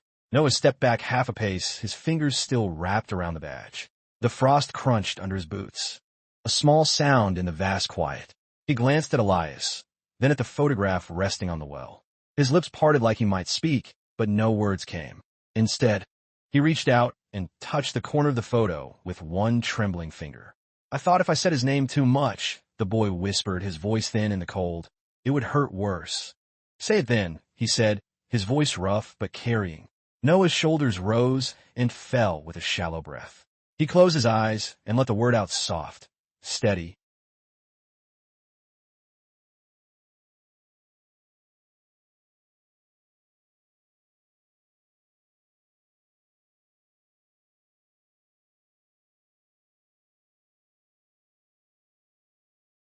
The name moved through the square like a spark. A murmur followed, low, hesitant but there. Someone repeated it, then another. It wasn't loud. It wasn't a chant. It was a ripple of recognition. A town saying a name it had buried and finding it still alive on their tongues. Elias felt his chest tighten as the sound threaded through the cold air. He had heard battlefields fall quiet before, had felt the weight of moments that split lives into before and after. This was different, softer, but no less final. Mrs. Mullins wiped her face with the edge of her scarf. I saw him that night. Noah's eyes opened slowly, meeting hers. There was no accusation in them, only the kind of tired clarity that comes when the truth finally stands without leaning on anyone. Garrett stepped forward, at the small frame that had carried the weight of a town's silence, and felt something uncoil inside him. He bent slightly, his voice, just for Noah. You did it. Noah shook his head faintly, his breath curling in the cold. He did it. We just finally saw him. The wind shifted then, sweeping through the square and carrying the faintest trace of old ash mixed with the sharp scent of frost. Elias closed his eyes for a beat, letting it brush his face. When he opened them, he saw the town differently. Not redeemed, not absolved, but cracked open just enough for something new to grow. He reached for the file, sliding the photograph gently back inside. The leather felt lighter in his hands now, as if the weight had shifted somewhere else. Not gone, but shared. Garrett's voice broke the silence again. What now? Elias looked at the boy clutching the badge, and then at the faces around the square, some wet with tears, some pale with shock, all waiting. His answer was quiet but steady. Now we start living with the truth instead of running from it. Noah tucked the badge close to his chest and nodded once. The frost underfoot crackled softly, as if agreeing. Above them, the pale winter sky held still, a muted blue washed clean. For the first time, it felt like a ceiling lifting. The square thinned slowly after the name had been spoken aloud. No one left quickly. They moved like people stepping out of church after a long prayer, their boots crunching over frost in soft, uneven rhythms. No one dared speak too loud, as if sound itself might shatter what had settled in the air. Elias stayed by the well, the file tucked under one arm. The cold bit through his coat now, but he barely felt it. He watched Noah, who hadn't moved from his spot. The boy stood with his hand over the badge, his breath fogging slow and steady. The olive blanket had slipped off one shoulder, and he didn't seem to notice. Garrett shifted closer, his cane sinking slightly into the frozen dirt. You should get the girl, he said quietly. Let her see it. Let her hear it before the air goes back to what it was. Elias nodded. Clinic's not far. I'll bring her. Noah turned his head at that, his voice small but steady. She needs to know they said his name. She will, Elias said. And for the first time since stepping into Red Willow, the words didn't feel like a promise weighed down by doubt. They drove back in near silence. The truck's engine a low hum under the soft crunch of tires over frost. The clinic's small light glowed faint yellow against the gray morning. Inside, Lena lay propped on thin pillows, her cheeks still pale, but carrying a faint flush of real warmth. When she saw Noah step through the doorway, the corners of her mouth lifted in the smallest, tired smile. You came back, she whispered. Noah crossed to her side and pressed the badge into her hand without a word. Her fingers curled around it, thin and fragile but certain. Elias stood in the doorway, his voice soft. We said his name. Lena's eyes widened slightly, the pale blue brightening just a touch. Out loud, Noah answered, his own voice breaking on the words. Everyone heard it. He never was. It just made you carry the silence for him. For a moment, none of them spoke. The nurse moved softly in the background, adjusting a drip line, but even her hands seemed to move slower, quieter, as if she understood something fragile was being held in that small room. Noah brushed a strand of hair from his sister's forehead, his fingers trembling. "You can rest now," he whispered. "You don't have to keep saying it just to me anymore." Lena blinked up at him, her lips curving in a faint smile. "I told Mama someone would hear it one day." Her voice was barely a thread, but it held something strong beneath it. Elias felt his chest tighten, a knot loosening somewhere deep where he'd buried too much for too long. He reached for the chair by the bed and sat, his hands resting on his knees. For the first time since the fire, he didn't feel like he was trespassing in someone else's grief. He felt like he was finally standing where he was supposed to. Garrett's voice came from the doorway, softer than Elias had ever heard it. "Tomorrow we build him a marker, not a grave, a place to stand and say his name without shame." Noah nodded, his hand still over his sister's. "And a place to leave the sack." Elias looked at him, understanding instantly. The boy wasn't talking about firewood. He was talking about the weight, the years, the silence. "Yeah," Elias said, his voice low. "A place to leave it all behind." Outside, the snow had stopped. The air carried that fragile stillness that comes not after a storm, but after something long buried finds its way to the surface. Inside that small clinic room, for the first time in 5 years, warmth didn't come from fire. It came from a sound of a name no longer hidden in whispers. The next morning broke with a thin veil of fog clinging low to the ground, wrapping the edges of red willow in muted gray. Elias stood at the edge of the field just beyond the clinic, his boots sinking slightly into the thawing earth. The old pine trees lined the slope like quiet sentinels. Garrett was already there, leaning heavily on his cane, a bundle of wood stakes and a single sheet of metal laid out beside him. Noah trudged up the slope slowly, the olive blanket draped over his shoulders, Lena in his arms. Her small head rested against his collarbone, eyes still heavy with exhaustion, but awake enough to follow the movement of the trees around them. The badge hung around her neck now, the soil darker, richer where the fire had once licked the edge of the forest. He pressed his palm into the ground, feeling the dampness seep into his skin. "Here," he said softly. Garrett lowered himself slowly, his knees protesting. "Good as any place. Better than most." His voice carried no ceremony, just a quiet finality. He handed Elias the first stake, and together they set the rough frame into the earth. It wasn't grand, just 4 simple pieces of wood and a plate of metal etched with a single name, Daniel Whitaker. Noah knelt beside the marker, shifting Lena gently so she could see it. Her fingers reached out, brushing the edge of the metal, and she whispered something so soft Elias almost didn't catch it. "You're not lost anymore." Just a handful of old, split logs bundled in burlap, the last pieces from the pile he had dragged through town for 3 long winters. He lifted the sack slowly and set it down in front of the marker.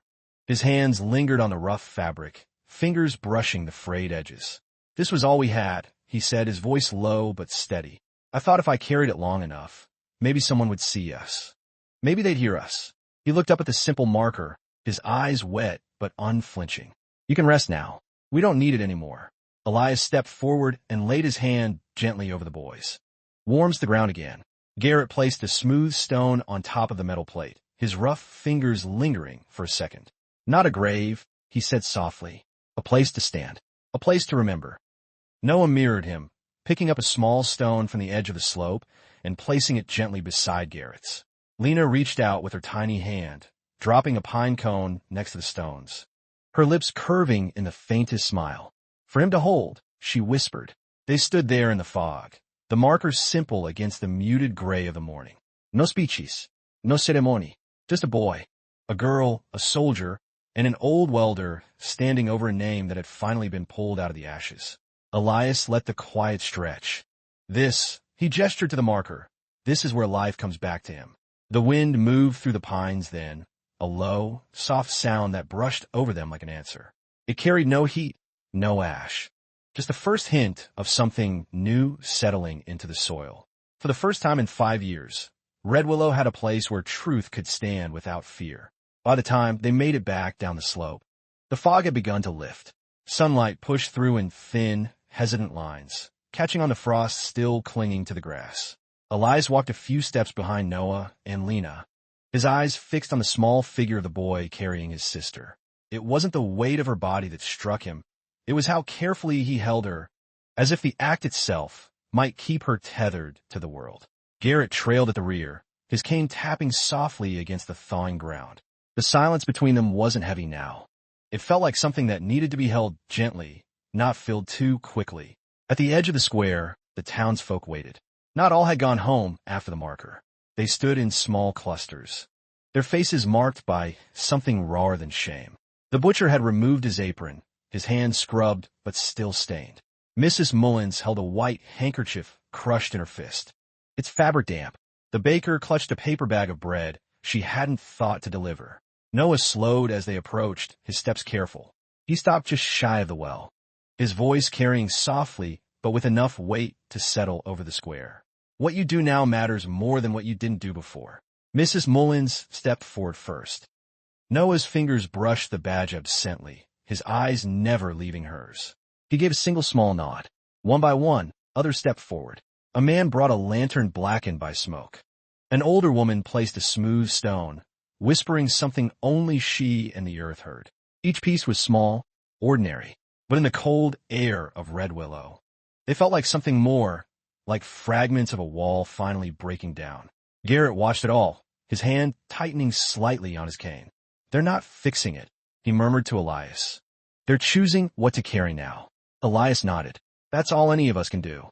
Noah shifted Lena carefully, letting her lean against his chest as she clutched the mitten. Her voice was a faint whisper. It's warmer here than our cabin. Elias crouched beside them, his eyes on the boy. You know why? Noah shook his head. Because you're not carrying it alone anymore. For a moment, the square was quiet again, not the silence of denial, but the soft hum of something mending. The frost underfoot began to soften, and the pale sunlight spread a little wider over the crowd. Elias stood, looking over the faces of Red Willow. This isn't the end, he said quietly. Truth isn't something you stand in once. It's something you live with every day. His eyes found Noah again, and it starts with choosing what you keep. The boy looked down at the badge, then at his sister clutching the mitten. Slowly, he exhaled. Then we keep him, and we keep each other. The wind stirred through the square, light and cold, carrying away the last trace of smoke lingering in the air. For the first time, it didn't smell like fire. It smelled like earth ready to grow again. The old cabin stood silent when they returned, leaning slightly as if it had exhaled after years of holding itself together. The wind moved through the gaps in the boards, carrying the familiar sound of a place that had seen too much cold. Elias stood on the porch for a moment, his hand brushing the frame of the door. This won't be your last winter here, he murmured, though it wasn't a promise to the wood. It was to the two children standing just behind him. Noah stepped past him first, Lena still in his arms. Her eyes scanned the small space as if seeing it for the first time since the square. The cracked walls, the thin bed, the stack of split wood in the corner. It was the same cabin.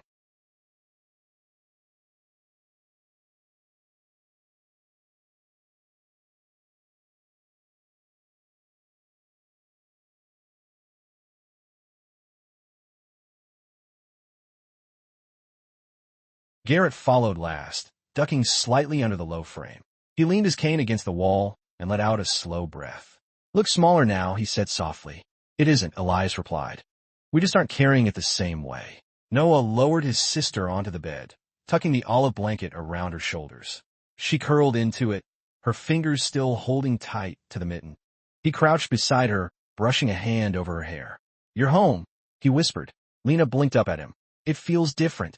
Noah smiled faintly, the expression soft and unfamiliar on his tired face. It is.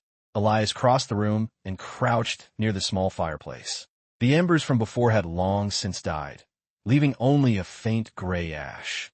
He set a new log in, striking a match and holding it steady until the flame caught.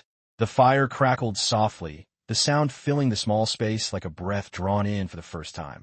Garrett lowered himself onto the old chair in the corner, his cane resting across his lap. What now? He asked, his voice quiet. Not in doubt, but in the way people ask about the shape of tomorrow when today has already changed everything. Elias looked at the two children huddled by the fire. We start small. Warmth. Food. Lena shifted under the blanket, her eyes half closed now.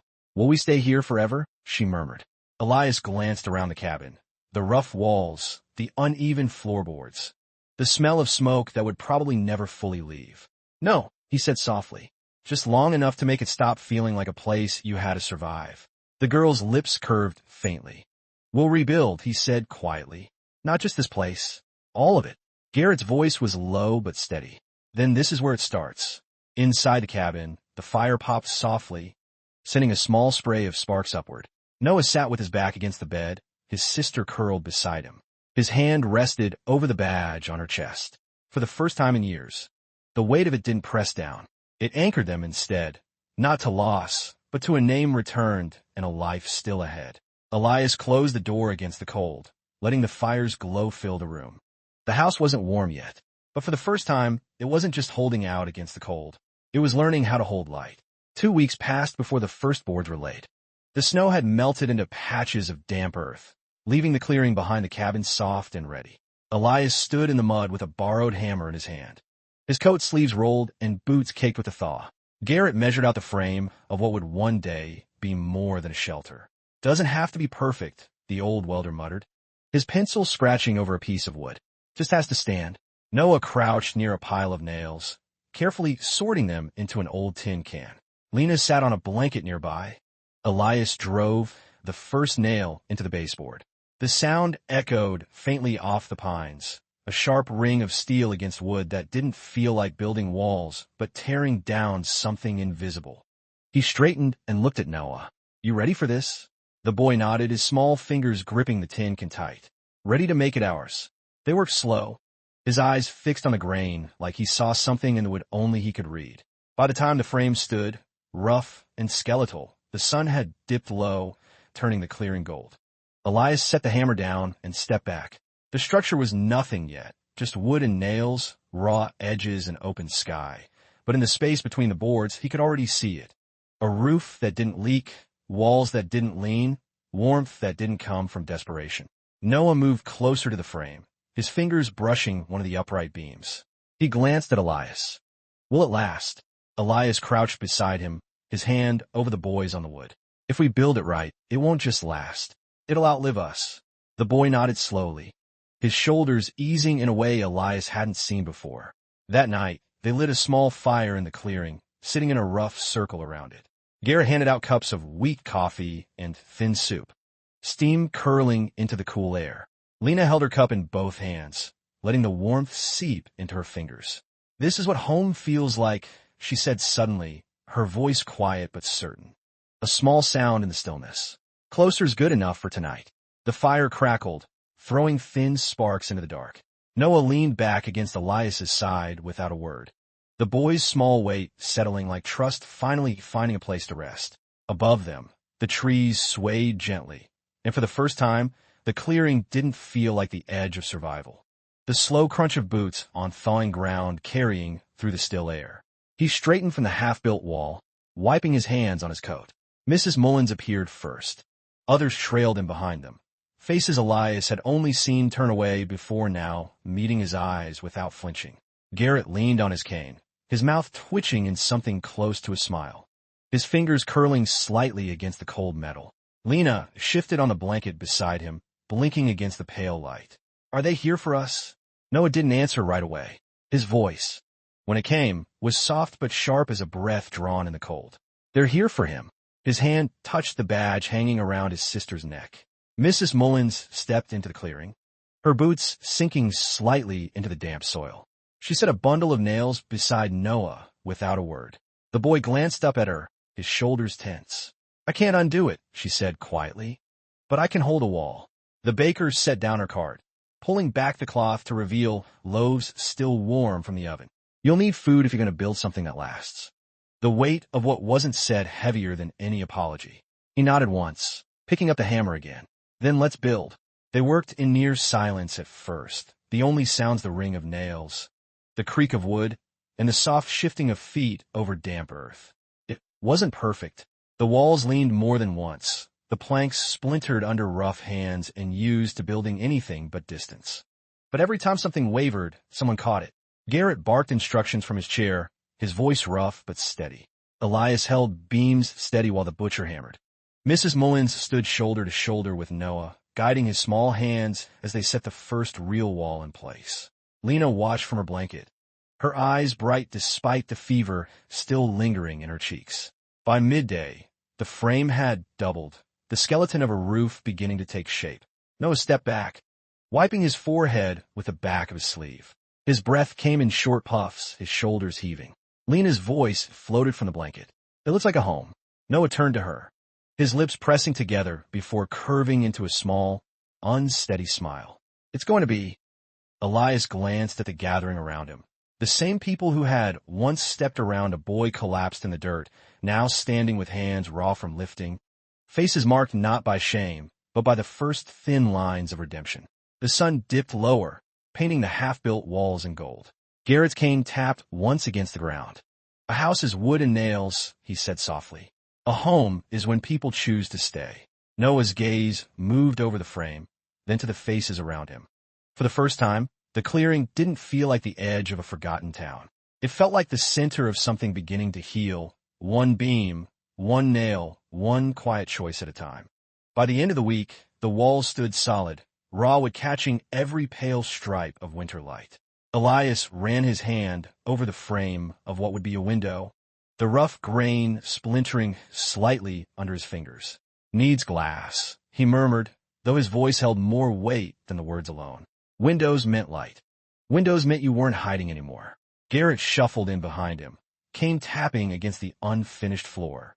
Already talked to the old glazier in town. Said he'd cut it himself. Didn't even ask for payment. Just asked if it would face east. Elias nodded. "East is good. Let the sun hit first thing in the morning." Noah crouched near the corner, his small hands pressing nails into place while Mrs. Mullins steadied the board. The boy's face was smudged with dirt and faint streaks of sawdust. His shoulders moved with quiet focus, each swing of the hammer slow and deliberate. Lena sat propped against a stack of blankets, her legs tucked under a patchwork quilt someone from town had left on the porch. Elias smiled faintly. "Then that's where the bed goes." They spent the day setting the last of the beams, the structure finally beginning to look like something that could hold more than just bodies. It could hold life. The townsfolk filtered in and out, bringing food, tools, sometimes just their hands. Each nail driven into the wood sounded different now. Not a patch over survival, but the quiet ring of something being restored. As dusk bled into the clearing, Elias stepped outside to gather the last stack of planks. He paused on the porch, looking back into the unfinished room.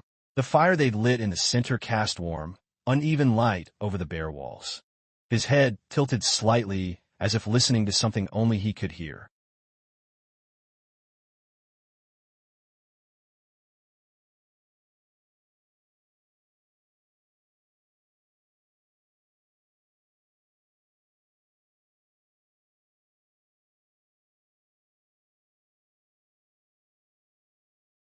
Elias stepped back inside and crouched by the window frame.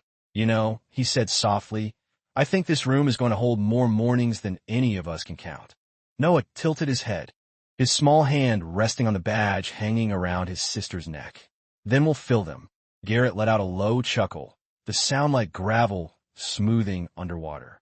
"Funny thing about light, it doesn't ask what's shining on. It just comes." Lena smiled faintly, her eyes half closed. "Then let it come here." They worked until the last bit of daylight faded, the fire's glow filling in what the sun left behind. When Elias finally set the last plank down, he stood in the doorway and looked at the room once more. It was still unfinished, the floor uneven, the roof not yet sealed, but with the frame of the window cut into the east wall and two small figures sitting under its future light, it already felt like what Lena had whispered earlier, a home. Outside, the wind moved through the pines, soft and low. Inside, the air held warmth that didn't come from fire alone. Clear morning. Elias carried the panels himself, cradling them against his chest as if they were more fragile than bone. The glazier, a quiet man with hands permanently dusted white from years of cutting, followed with a small satchel of putty and tools. He didn't speak as they worked, only nodded once when the first pane slid into the east-facing frame. Noah stood a few feet back, his fingers wrapped around a mug of thin coffee Mrs. Mullins had pressed into his hands. He watched the glazier's movements like a hawk, his small shoulders rigid, as if afraid to breathe until the last piece was sealed. Lena sat propped on the patchwork quilt, his voice soft as the frost outside. Then he packed his tools and left without asking for anything more than a nod from Elias. They didn't wait until tomorrow. Elias moved to the window, wiped a smudge from the glass with the edge of his sleeve, and stepped aside. "Go on," he said gently. Noah crossed the unfinished floor, his small boots tapping on the boards, and crouched in front of the window. He leaned in, pressing his palm against the cool glass. "It's clear," he whispered, as if that alone was a miracle. Lena struggled upright, Noah's arm bracing her carefully until she was seated beside him. Her fingers trembled slightly as they touched the pane. "It feels different," she said softly. Elias crouched behind them, his voice low. "That's because you're not looking through cracks anymore. You're looking through something made to let the light in." For a long moment, they sat in silence, just breathing in the quiet of the room. Garrett shifted in his chair, the cane resting across his lap. 5 years, he murmured, and now they'll wake up to the same sun their father saw last, spilling soft gold across the bare walls. It wasn't dramatic. It wasn't loud. It was a thin line of light stretching across rough wood, and 2 small figures huddled close. Lena let out a soft sound, halfway between a sigh and a laugh. "It's warm," she whispered. Noah leaned his forehead gently against the pane. "Then we did it right." Elias stood slowly, letting the moment settle into the room like dust on still air. He glanced at Garrett, who gave the smallest nod, his eyes fixed on the thin ribbon of sunlight. The boy turned then. They stayed there until the sun climbed higher, filling the room with a pale, growing warmth. The fire in the corner burned low, but no one moved to feed it. For the first time, they didn't need the fire to chase the cold away. Outside, the pines swayed gently, their branches catching the same light. Inside, the room held its first morning through glass, and for a quiet, steady moment, it felt like the house itself had taken its first breath. The next project wasn't a wall or a roof beam. It was a table. Garrett suggested it one afternoon as they stood in the half-finished room, the air thick with sawdust and faint traces of smoke from the fire. "Every house needs a place to sit," he said, his cane tapping once against the floorboards. "A place where hands can rest and not just work." Elias scavenged the wood from the last stack near the old cabin, boards worn smooth from years of being stepped over. "Feels right," he murmured, running his hand over the grain. "Something old to hold something new." Noah helped sand the planks, his small hands moving in slow, deliberate strokes. Lena sat nearby, sorting the nails into neat rows on a piece of cloth. Her voice floated soft into the cool air. "Can we make it long enough for everyone?" Elias glanced at her, then at the boy beside him. "For everyone who chooses to sit," he said gently. They built it over 2 days. No blueprint, no measurements beyond what felt right. Garrett sat in his chair, offering instructions in his rough voice, though half the time his eyes lingered on the children more than the wood. When the last nail was driven in, they carried the table into the center of the unfinished room. It wasn't perfect. One leg leaned slightly, the surface dipped a fraction to the left. But when Elias set his hands on it, the weight of it felt right. That evening, the townsfolk returned, bringing food wrapped in cloth, jars of preserves, loaves still warm. Mrs. Mullins carried a pot of stew that smelled of herbs and something deeper, a quiet attempt at making up for winters gone wrong. The baker placed a basket of bread in the center, her hands lingering there a moment before she stepped back. Noah guided Lena to the table, helping her into the first chair. He stood beside her, his small hand resting on the back of the seat. His eyes swept over the rough surface, the bowls, the bread, the stew. For a moment, he said nothing. Then he pulled the badge from around Lena's neck and set it gently in the center of the table. "This is his seat," he said quietly. The room stilled. Elias lowered himself into a chair, his gaze on the small piece of metal catching the firelight. Garrett leaned forward, his fingers tapping once against the wood. "Every house needs a place for the ones who aren't here," he murmured. Lena's small fingers brushed the edge of the badge. "He is here," she whispered. Elias reached out, his hand covering hers briefly. "He always will be." They ate in near silence, the kind that doesn't come from discomfort, but from reverence. The stew warmed their hands. The bread softened in their mouths. But it was the table itself that held the weight of the evening. It wasn't just wood. It was a place where grief could sit without being turned away, where names could be spoken without fear of them breaking in the air. When the bowls were empty and the fire burned low, Noah stood, his hand still resting on the badge. He looked at Elias. "We're keeping this table forever." Elias smiled faintly. Tables like this don't get thrown out. They get passed down. Outside, the cold clung to the pines, the night settling deep and still. Inside, the rough wooden table held the first meal of a new home, and for a moment, it felt as though the house itself leaned closer, listening. The roof went on just as the last of the winter wind began to ease. Elias stood on the ladder, hammer in hand, the smell of pine tar and coldwood heavy in the air. Below,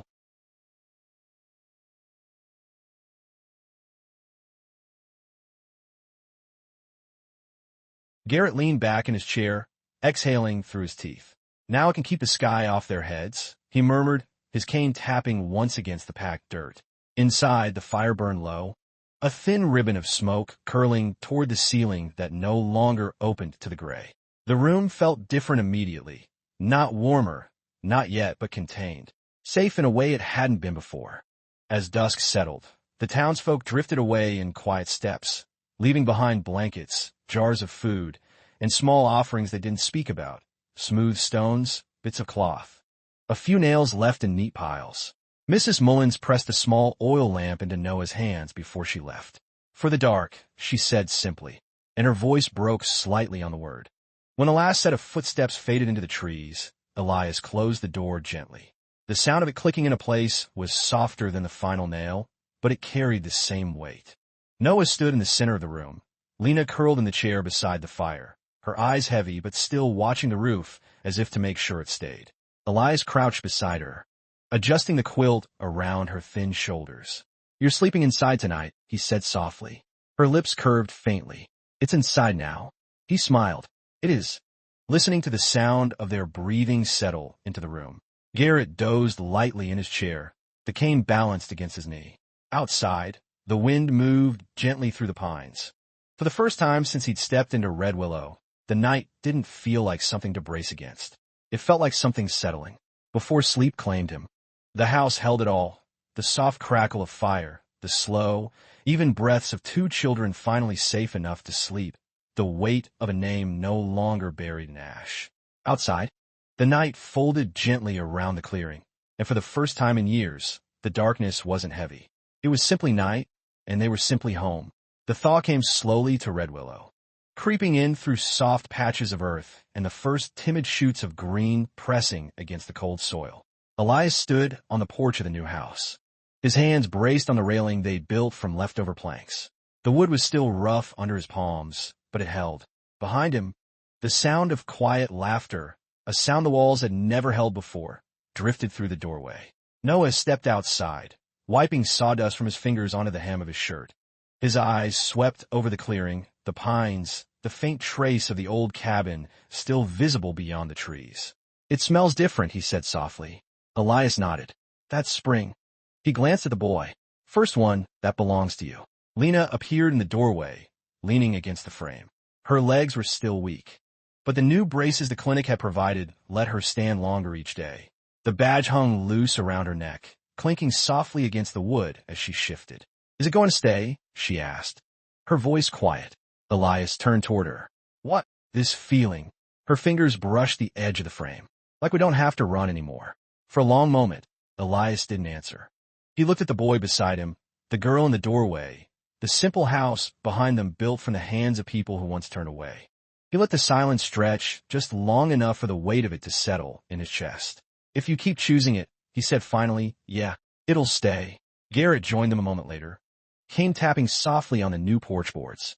He lowered himself onto the step with a slow, careful motion and let out a breath that sounded like a man laying something down. "Feels different standing here," he murmured. "Like the ground remembers, but it's willing to forgive." Noah crouched at the edge of the porch, his fingers brushing the dirt where frost had given way to damp earth. He dug a small hole with his thumb and set a pine seed in the soft soil. "For him," he said quietly. Elias crouched beside him, covering the seed with a gentle press of his hand. "For all of you," he added. Lena smiled faintly, her hands gripping the frame for balance. "Can I plant one too?" Garrett handed her a seed from his pocket, his rough fingers surprisingly careful. "Every home needs roots," he said, his voice almost a whisper. They worked in silence, planting 3 small seeds in the soft earth at the porch's edge. The wind stirred through the pines, carrying the faint scent of thawed soil and old wood. When they stepped back inside, the fire was already lit, the table waiting with the badge still resting at its center. Noah brushed his fingers over it as he passed, the small clink of metal against what sounding like a promise. That night, as the fire burned low and the first crickets of the season began to hum outside, Elias sat with his back against the new wall. The house no longer smelled of raw wood and ash. It smelled of something else now, of soil, of fire burned clean, of the first hint of green pressing its way up through old earth. Elias stood in the doorway for a long time before stepping inside. The house smelled of fresh wood and smoke from the fire they had kept burning all day. Garrett sat at the table, his hands folded over the cane resting across his knees, his gaze fixed on the badge lying in the center as though it were still glowing. Noah knelt near the hearth. Lena sat in the chair beside the window, her thin legs resting on a stool, her eyes following the light spilling in through the glass.